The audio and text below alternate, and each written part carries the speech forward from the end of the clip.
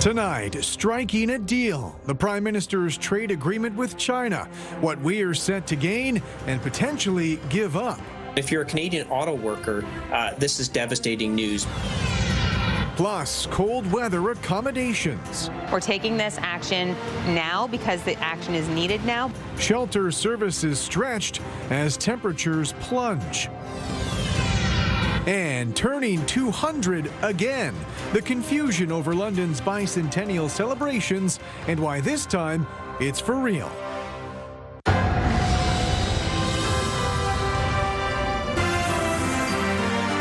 CTV News with Carlyle Fiset. Good evening. Thanks for joining us. Prime Minister Mark Carney is calling his new trade deal with China a landmark strategic partnership. It means more Chinese-made electric vehicles will be driving Canadian roads, while more Canadian food products will be on Chinese shelves. With more on the reaction, here's Annie Bergeron-Oliver. The stalls at Beijing's busy food markets will soon be filled with more Canadian lobster, seafood and canola products after Canada and China signed what the Prime Minister is calling a landmark trade agreement. We're building a web of new connections with China to create transformative opportunities for Canadian workers, build more stability, more certainty and prosperity on both sides of the Pacific. As part of that deal, China will remove all existing tariffs on Canadian canola meal, lobsters, crab and peas until at least the end of the year, and permanently reduce its tariff on canola seed to 15%. The tariffs on canola oil and pork will remain. If you're a canola farmer, you're probably cautiously optimistic that something's going to come from this because we don't know the full details. But if you're a Canadian auto worker, this is devastating news because they know that this is going to undercut North American produced vehicles. In exchange, Canada will let 49,000 Chinese electric vehicles into Canada, essentially tariff-free, increasing that amount every year after. By 2030, half of those EVs should cost a maximum of $35,000. We need to look at this in the context of building. I mean, we're building a new part of our car industry. Building cars of the future in partnership. The new trade pact that encourages Chinese investment in Canada's auto sector was announced hours after Carney shook hands with the Chinese president, closing the deal on a 5-pillar strategic partnership meant to tear down trade barriers and forge new ties in areas from finance to energy and tourism. A healthy and stable China-Canada relationship serves the common interests of our two countries. It is also good for the peace, stability and prosperity of the world. The Prime Minister says concerns about foreign interference and human rights were brought up in his private meeting with Xi Jinping. He leaves Beijing tomorrow for Qatar, where he will once again try to drum up business investment. Annie Bergeron-Oliver, CTV News, Beijing, China. And we'll have more on the trade deal and the political and business responses later in the newscast. Good evening. I'm meteorologist Gary Archibald for CTV News. This massive spin of low pressure is draped across the midsection of the USA, moving through the Great Lakes, southern Ontario and Quebec, all impacted, and it's driven snow into the region. Will be doing so now this hour through the evening with gusty winds, and these winds sustained at 30 to 40 k make -4 at the airport right now. Feel closer to -12. We'll continue to talk snow for the weekend and beyond. It's going to be a very cold week next week, well below seasonal. I'll break down what you need to know just ahead. Thanks very much, Gary. A sentencing hearing today for the second man involved in one of the largest ever fentanyl seizures in Canada. With more from the London courthouse, here's Nick Paparella. This was the scene in January of 2023 when officers laid out what was seized. Besides guns and cocaine, there was 15 kilograms of fentanyl with a street value of $3.2 million. One of the largest hauls of its kind on record in Canada, seized from a small bedroom in an apartment on Cheapside Street. In June of last year, the mastermind behind it all, 26-year-old Taimur Pasha, was sentenced to 16.5 years on drug trafficking charges. Months later, his roommate, 31-year-old Justin Tolliver, who claimed that he was unaware of the drug stash, was also found guilty on similar trafficking charges. He was the one who rented out the room to Pasha. In a joint submission from the prosecution and the defense, both sides are asking that he serves 15 years in prison. Federal Crown Vincenzo Mazza said Mr. Tolliver was a custodian. He was providing the apartment. Defense lawyer Jim Dean told the court it was not his operation, but he nonetheless was willfully blind to Mr. Pasha's activities. Before wrapping up, the Crown emphasized the seriousness of the case, saying if you deal fentanyl or help someone deal fentanyl, you're helping destroy lives. When he addressed the court, Tolliver said, "I'd like to apologize because I believe I could have done more with my life and the choices I've made." Justice Patricia Moore is expected to hand down her sentence on the case on April 7th. Nick Paparella, CTV News. London police say they've charged a 38-year-old man with second-degree murder, accused of committing the city's first homicide of the year. Police were initially called to a stabbing in an apartment complex on Dundas Street Monday night. They said the victim was a 45-year-old man who was taken to hospital but did not survive. Police say they've charged Robert Mitchell Cornelius with second-degree murder, and he remains in custody. Sarnia police say they've laid gun charges against a 43-year-old man through an intimate partner violence investigation. Police released these images saying officers were called to a home Wednesday for reports of a domestic dispute. They say they were told there were weapons inside. Police say property searches resulted in the seizure of a rifle, ammunition, brass knuckles, and knives. They say multiple charges have been laid, including unauthorized gun possession. Autopsy photos were shown in court today at the manslaughter trial looking into the death of a toddler. The photos were described in court by a former OPP forensic investigator, saying they showed abrasions on the 15-month-old's head and face. The toddler died in October 2015 after he was rushed to hospital with a head injury. The court has heard he was in the care of the accused, Megan Van Hoof, who operated a home daycare in Strathroy. She has pleaded not guilty to one count of manslaughter. City Council's decision to reduce the required parking spots in higher density housing developments may have backfired, prompting a push to now double the minimum number of spaces. With more, here's Daryl Newcomb. London's building boom has produced higher density developments right across the city, but the deputy mayor believes some don't have enough parking for their residents. What we are seeing is development is starting to rely on on-street parking as the solution to how we're going to park cars for people living in these units. Lewis believes City Hall's minimum parking requirement for most higher density developments is too low by requiring just one spot for every 2 units. He intends to bring forward a motion that would double the minimum number of parking spaces for planning approval. On high density developments, going back to a 1-to-1 ratio, with the exception of where we're right on the rapid transit corridor or where we're doing affordable housing. However, Climate Action London points to the city's mobility master plan and its target to reduce the percentage of trips by automobile over the coming decades. If City Council is not approving transit upgrades or funding for transit,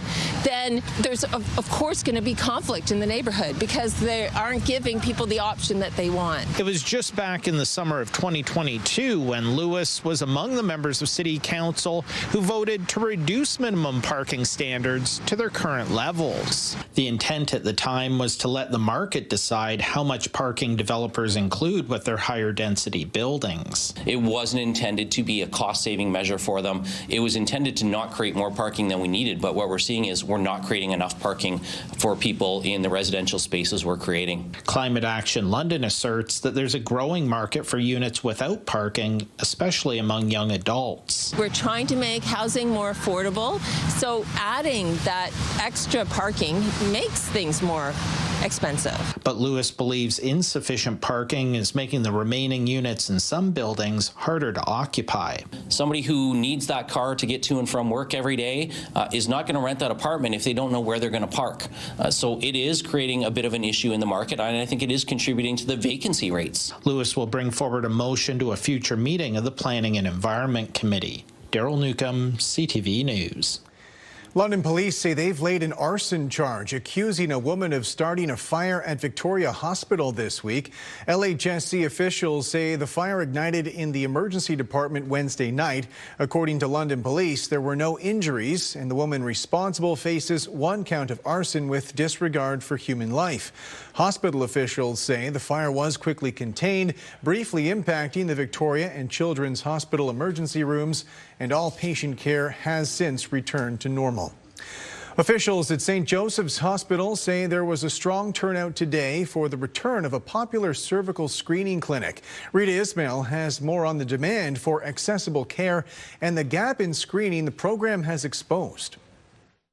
St. Joseph's Healthcare London hosted its latest pop-up cervical screening clinic today. Since launching the first clinic in January of 2024, more than 500 cervical screening tests have now been completed across 6 pop-ups. A milestone organizers say speaks to both need and success. It's incredible just how good the response has been for these clinics. We're now over 500 people that we've seen over the course of the 6 clinics, which I think is huge. Many of those showing up don't have a family doctor. One of the key reasons these drop-in days were created.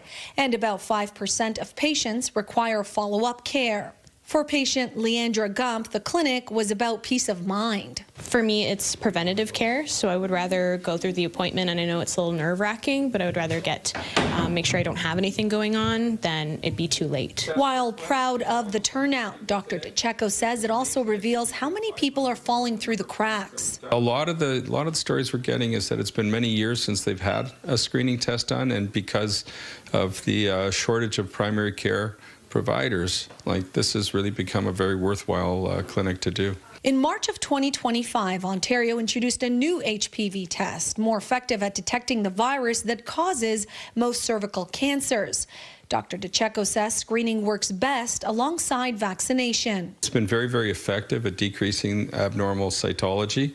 Other countries that have had a much more universal vaccine program are seeing a significant decrease in the incidence of abnormal pap smears and a decrease in cervical cancer. In fact, some countries are saying that they're going to eliminate cervical cancer in the next few years because of the screening and the vaccine. One doesn't eliminate the other. To reflect new testing, the clinic is now called Pop-Up Cervical Check.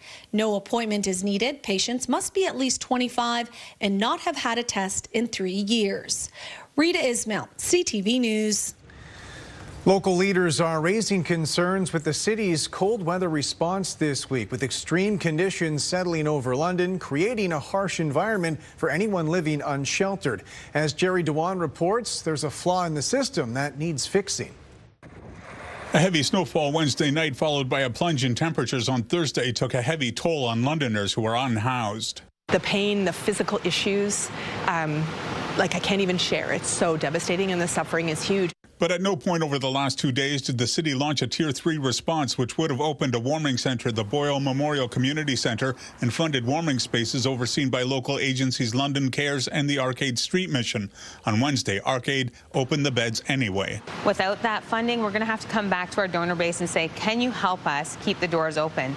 We're taking this action now because the action is needed now, but we will have to figure out the financial implications. The Middlesex London Health Unit issued an extreme cold alert on Thursday afternoon. The alert is triggered when temperatures are expected to be below -15 or a -20 wind chill. London's Deputy City Manager of Neighbourhood and Community-Wide Services says the city's Tier 3 alert operates on a different threshold, but also notes that Tier 1 and Tier 2 protocols that provide additional shelter and warming spaces were in effect. In the statement, Smith says the city needs lead time in order to open the warming centre at the Boyle Community Centre. She says the sudden drop in temperatures made that impossible. It's hard to go to bed and sleep at night knowing there's people living outside. Ward 4 Councillor Susan Stevenson has drafted a motion for the upcoming Community and Protective Services Committee meeting, calling for more clarity on what triggers a Tier 3 response. She's also looking to change the temperature threshold. If current service providers have 50 warm spaces that are available if it hits -15, maybe we get to look at opening those up at -5. And while Stevenson has had at times an adversarial relationship with fellow councillor Sam Trosso, they're allies on this issue. I think that we both have an obligation to the people who are really suffering to try to put aside our differences. Trosso and Councillor David Ferreira have also put forward a motion calling for a review of the approach when it comes to Tier 3 responses. Saying it's got to be -15 with a wind chill of -20, that's just, that's not going to work. In the meantime, London Cares and Arcade have come together to appeal for more donations to help support their outreach and cold weather responses. Jerry DeWan, CTV News.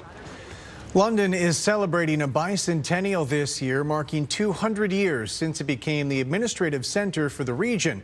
However, there's been some confusion over the date. As Brian Bicknell reports, this isn't the first bicentennial the city has celebrated. Hello. Daphne Bice's family has been in London, or what preceded London, for more than 200 years. And she says there's a lot to appreciate. They are in awe of our neighborhoods, our old houses, Woodfield, Blackfriars, Wortley. This doesn't exist in other places. So it's a celebration. Our city is a celebration. London is marking a milestone in 2026, celebrating 200 years. Manager of Culture Services, Robin Armistead, says much is being planned for the bicentennial, including... We kicked off with New Year's Eve in the park and Eldon House New Year's Day levee, and we're going to be lighting up City Hall and RBC Place and flying the Forks of the Thames bicentennial logo flag for January 30th. The birthday bash is not happening without some confusion. As historian Amber Lloyd Langston explains, Simcoe arrived in 1793, making 1993 the bicentennial year. But London became a legal entity in 1826. That makes 1926 the centennial year and 2026 the bicentennial. However, London did not become a city until it had a population of 10,000. That was in 1855, and that makes 1955 the 100th. Well, Lloyd Langston says from here on in, 2026 is the official bicentennial. That's the story, and we're sticking to it. It wasn't until 1826, when they needed a new administrative center, that looking around at Delaware, at St. Thomas, those didn't work out. So they said, okay, well, we already have this place here, this place that we've already got, we can use. It's called London? London? Yeah, London. Okay, so let's build here. We can get the land. We have the land. It's going to be easy for us. Let's proceed. And the rest is history. Meanwhile, as a descendant of London of the old, Daphne Bice's advice for both longtime residents and newcomers alike, look up and take it all in. But people are so much looking down at their hand and in their phones. They won't know when they get raised to the ground and something new gets up. They won't know. So I need people to look up and be present. Brian Bicknell, CTV News. When we come back, more reaction to the Prime Minister's trade breakthrough in China. Plus, what lower tariffs on Chinese electric vehicles mean for Ontario's auto industry.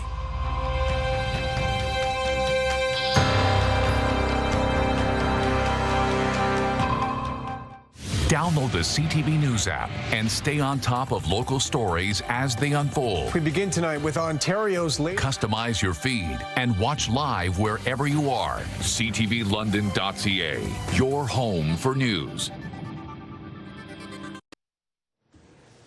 Welcome back. Returning now to Canada's trade deal with China, political leaders here in Ontario are not endorsing the agreement, with Premier Doug Ford saying it's going to be a big problem. Rachel Aiello reports. It's just a terrible, terrible, miscalculated decision by the Prime Minister. Ontario's Premier slamming the federal government for not consulting the auto industry before agreeing to allow more Chinese EVs into Canada. We're letting China into a market that's going to have lower tariffs than our largest market, the U.S. They're going to undermine every auto manufacturer here. The pact Carney and President Xi made, potentially pitting parts of the country against each other. But the premier of Canada's largest canola-producing province doesn't see it that way. The canola industry, the oilseed industry, the pulse industry is important to virtually each and every part of this country, up to and including Ontario. Some sectors are elated about markets opening up again, while others are still waiting for relief. While there was a deal announced for lobster and crab, there's many other species that weren't included that are subject to retaliatory tariffs. I'm thinking, cold water shrimp, sea cucumber, whelk. We need to see the pork tariffs taken off as well. While doing more business with economies like China may be divisive, experts today said it's key to Canada diversifying trade. If you're going to do that on planet Earth, you're going to have to trade with China. The new partnership also includes increasing cultural and tourism ties. Carney said Xi has agreed to allow visa-free access for Canadians traveling to China.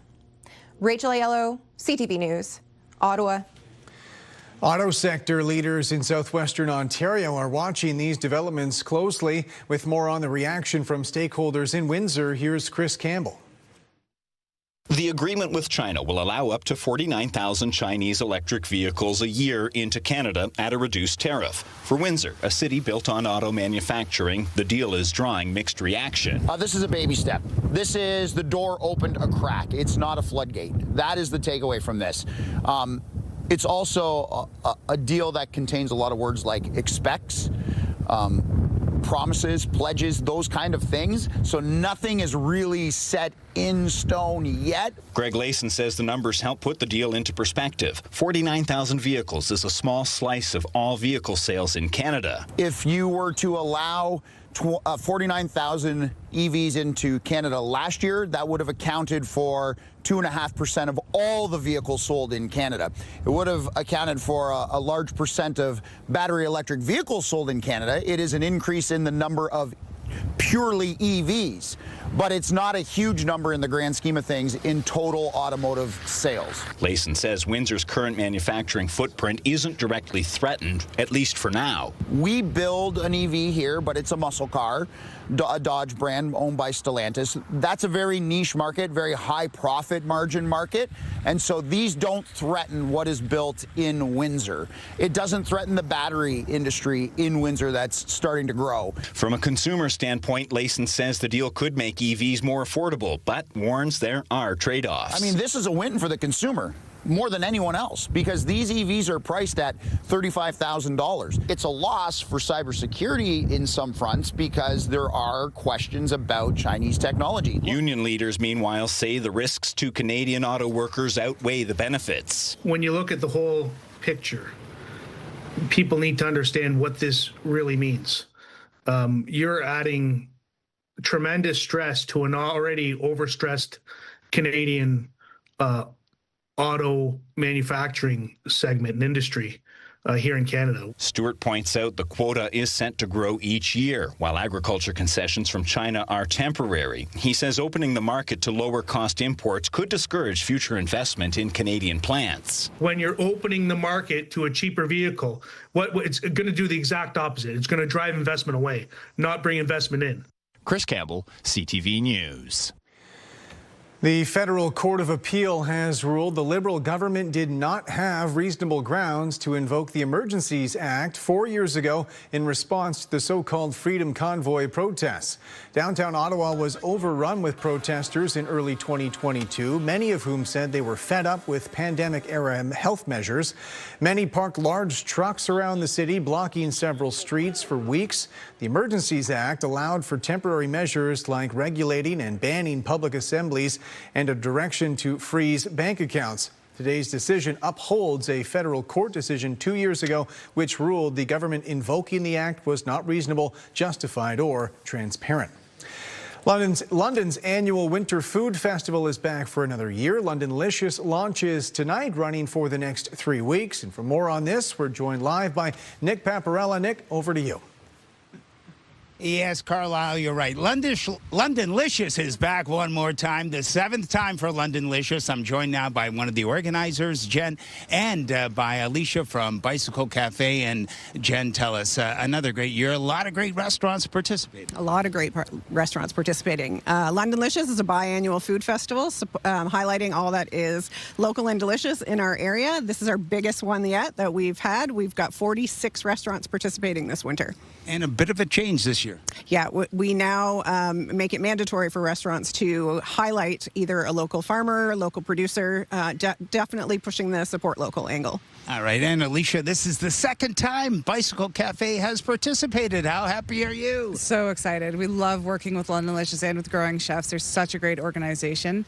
They are the influence that London needs and London restaurant needs. So they are building us up, and we are hoping that this Londonlicious will support our dinner menu.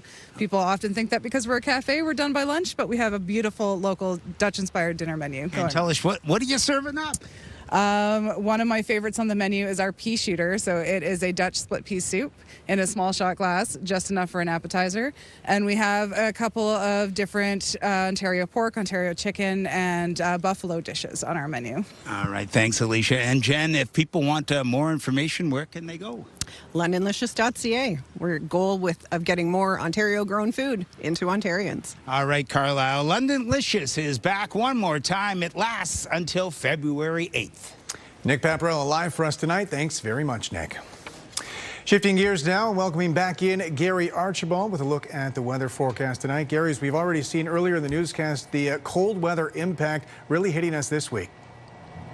You're right about that, Carlyle, and more of the same tonight into your Saturday morning. We're talking about very gusty winds, even through about 10, 11 p.m. before there's a bit of a lull through, say, midnight towards 3 a.m. before the main gist of this storm starts to wind up again Saturday mid-morning. Reached a high of -3, the low -16.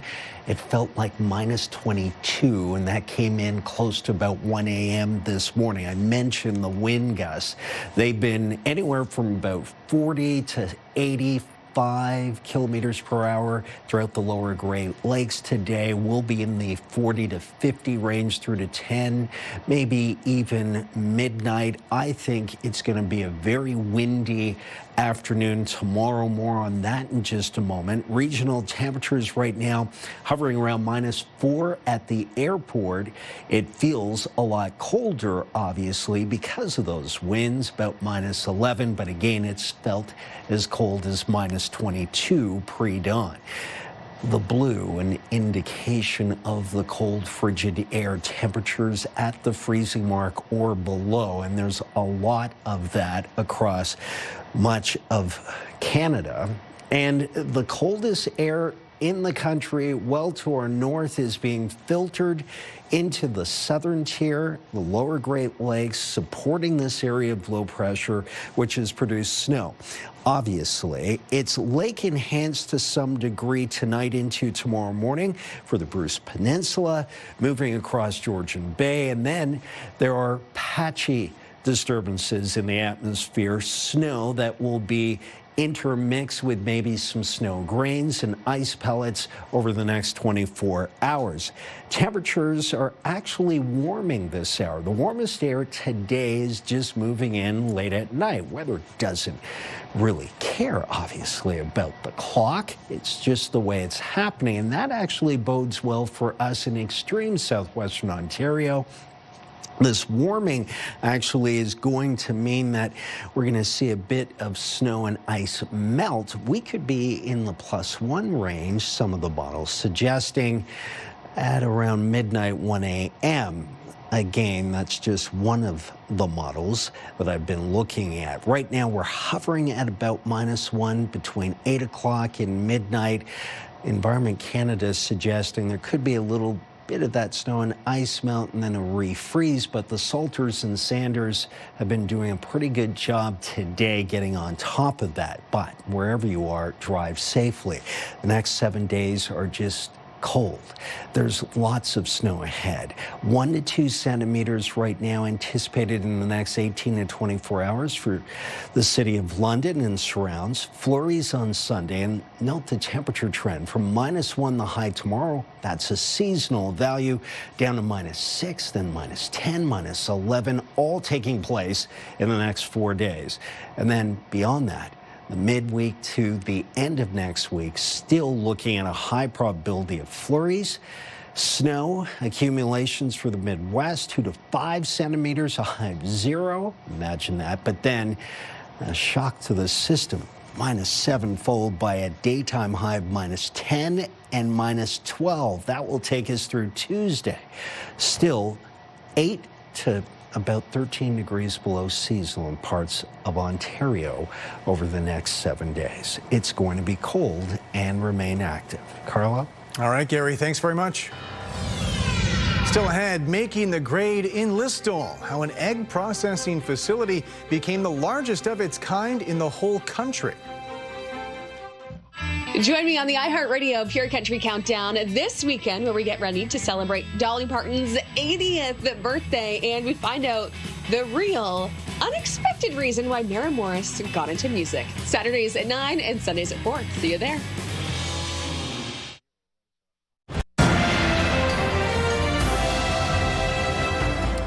Walmart has announced a new supercenter coming to southwest London. According to a company media release, the 140,000 square foot store will be built at Wonderland and Warncliffe. It's expected to include a grocery store, bakery and pharmacy, but won't be open until 2028 at the earliest.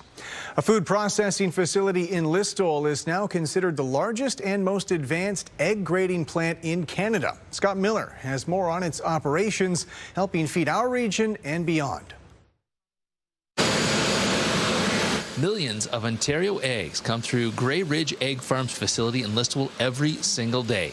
450,000 dozen per day, to be exact. Like the eggs that are graded here at this location, literally you can drive down 86 Highway and find farmers that produce eggs that are graded here. And you can go literally to the grocery store in Listowel or Wingham or wherever else and buy a Grey Ridge egg cartons. Ray was joined by over 200 Ontario egg producers getting their first look at a $35 million expansion and modernization that makes Grey Ridge's Listowel facility the largest and most advanced egg grading plant in all of Canada. The new shell inspector on this that looks at the eggs and decides grade A eggs is brand new technology from MOBA, and it's state of the art, and it makes the machine much more operable because there's not as many moving parts, so cleaning and everything in sanitation is much easier. The 60,000 square foot expansion means a lot less person-to-person handling of the eggs, with robots you'd see on auto assembly lines now moving flats of eggs from one machine to the next. Brookshaw says the expansion means Listowel's Grey Ridge facility can handle nearly 4 million dozen per week, up from 3 million dozen before the modernization. It should demonstrate to everyone across the province and Canada that there is an ability to host big business in small towns. For Ontario egg producers, some of them seeing this facility for the first time, they're in absolute awe of the technology being used here to get eggs from their farm to Ontario dinner tables. When my parents started and my mom picked the eggs in these round cage baskets, and she washed them by hand and graded them with this little scale to where we are today. It's really, amazing. For Grey Ridge Egg Farms, which was founded in Ridgetown in 1934, this expansion and modernization marks the single biggest investment in their Ontario business, which is music to Mark Van Ness's ears. It definitely gives us a boost because we know they're investing $35 million into this. They're not going away. That is the vision, is to be able to grow and make sure that you're always putting back into the facility, ensure the farmers have a good spot to take their eggs, and that you're giving the most quality to our consumers. In Listowel, Scott Miller, CTV News. WestJet officials are backtracking on recent changes to their cabin configuration.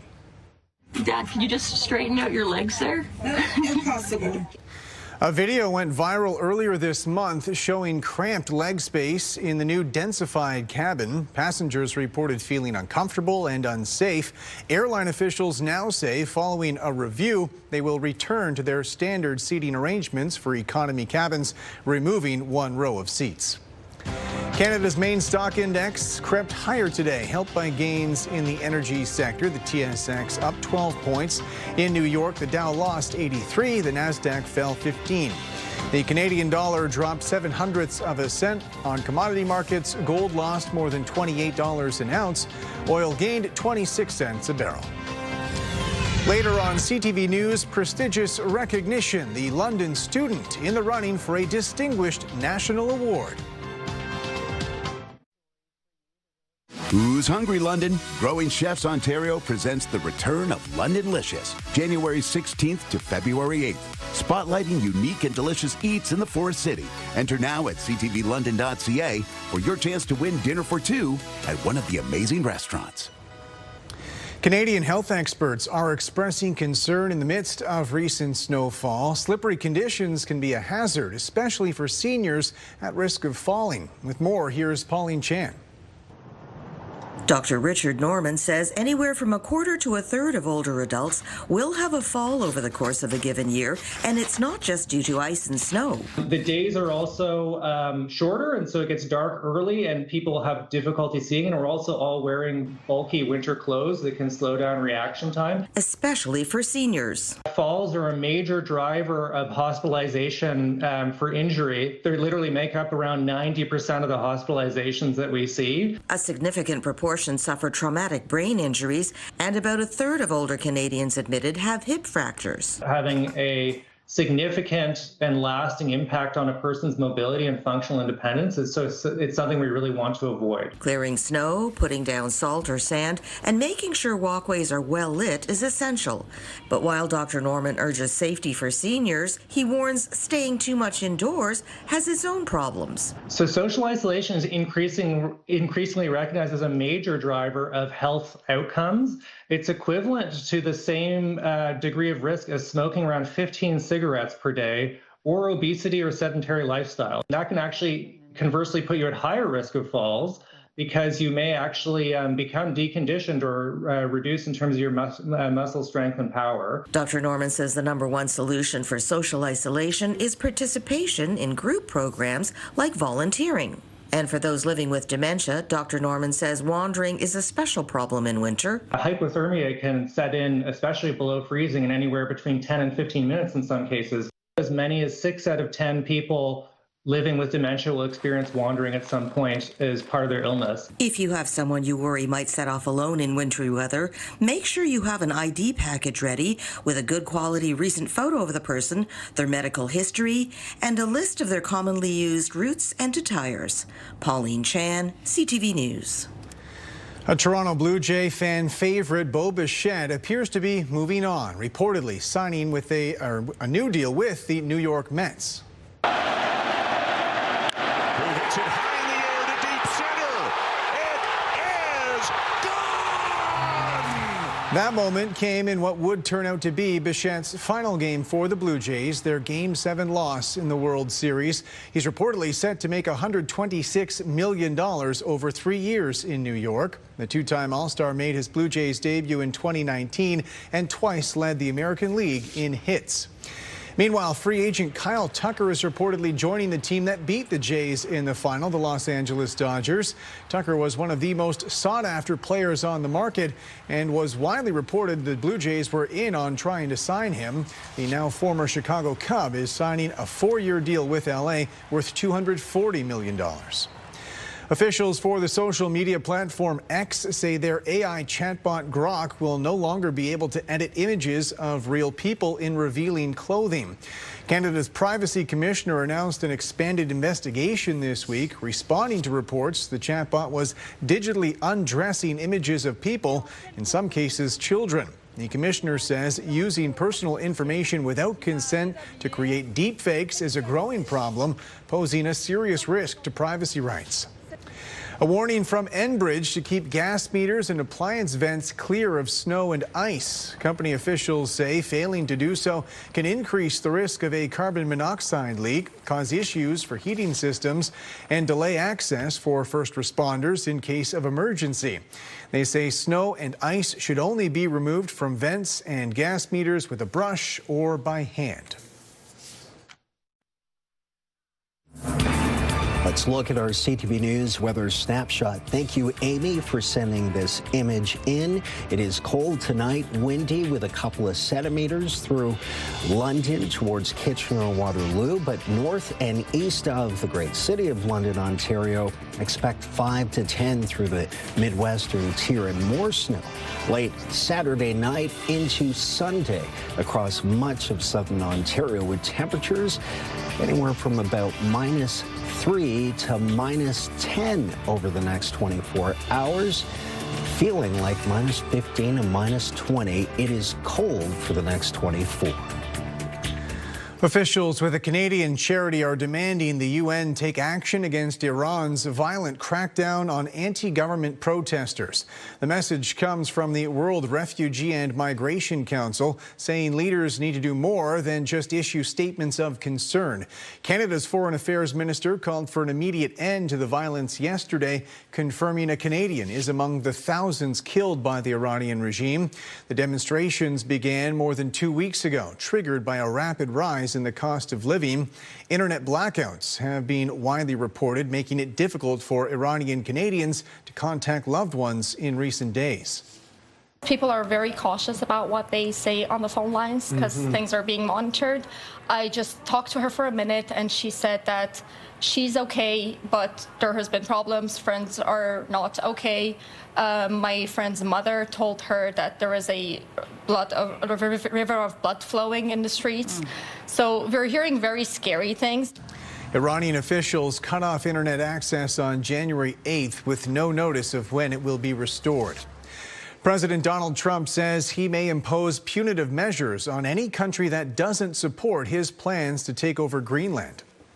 I may put a tariff on countries if they don't go along with Greenland, because we need Greenland for national security, so I may do that. Trump made those comments during an event about health care. Several European countries have sent troops to Greenland as leaders there reject any kind of American takeover. Poland's prime minister said it would be the end of the world as we know it if the U.S. took military action against a fellow NATO member. Police in the Toronto area say an officer was injured in a crash on the 401 this morning. They say the OPP officer was investigating a separate collision near Pickering when his vehicle was rear-ended, suffering minor injuries. OPP say they responded to more than 400 collisions and calls for service just in the GTA last night because of the winter storm. Tow trucks have been busy. Plowing operations are extremely busy. When you see emergency responders, that should be an immediate flag for you to get off the gas and pay attention to what's going on around you and move around them slowly and safely. The highways themselves are wet. The salt has been applied. We're back at those minus single digits. But the problem is we're looking at those fluctuations between negative temperatures, then positive, then back to negative again.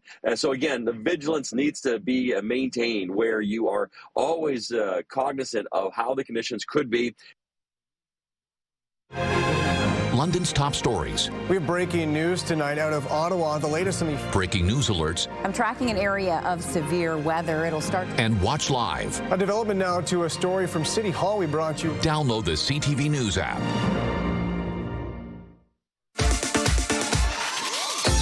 Saturday, 8 a.m., Weekend Spotlight. I am your host, inviting you to join me on Saturday morning. This week, we're going to chat with Loran Stallone. You see her on London CTV News, anchoring, reporting. We're going to chat with her about life outside of the news environment. Find out how to alleviate some tax implications by donating to charity. And Growing Chef's going to fill us in on London-licious. Be sure to check it out Saturday, 8 a.m.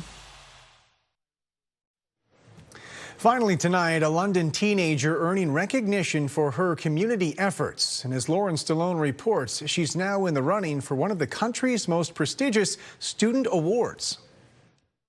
In just a few weeks, one high school student from London could win a life-changing award. The Loran Award is basically the only award of its type in Canada. The Loran Award, offered by the Loran Scholarships Foundation, provides up to $100,000 over 4 years to support students in post-secondary education. For me, it would mean to be able to broaden my horizons and look at the many different ways that I can give back to the country that I am in and just contribute to that community while simultaneously learning from it. Anushka Bist, a 2026 Loran finalist, moved to Canada from Dubai in 2020. Since then, her impact on the community has been huge. I decided to start Create for Kids London, which is a not-for-profit chapter that looks to foster community within our card-making workshops. Biss says all the cards are donated to the Children's Health Foundation and distributed across pediatric care facilities in London. Research has shown that creativity is a good coping mechanism for the distress that those children are under. While Biss is passionate about fostering community, she says she is also interested in politics. I write for this youth-led initiative, HerGov, which focuses on increasing the civic literacy and thus by extension the civic participation of women and other underrepresented groups. Biss says if she were to receive the scholarship, it would help jumpstart her future. I'm looking to go to law school, so this community would be a lovely place for me to start off and look at how I can hopefully use my law degree to give back to the country in many different areas. Recipients of the award will take part in a leadership enrichment program, including one-on-one mentorship and summer work experiences. Lauren Stallone, CTV News. That's it for us. Thanks for watching. For your latest local headlines, you can always head to our website. I'm back tonight with your late news at 11. Bye for now.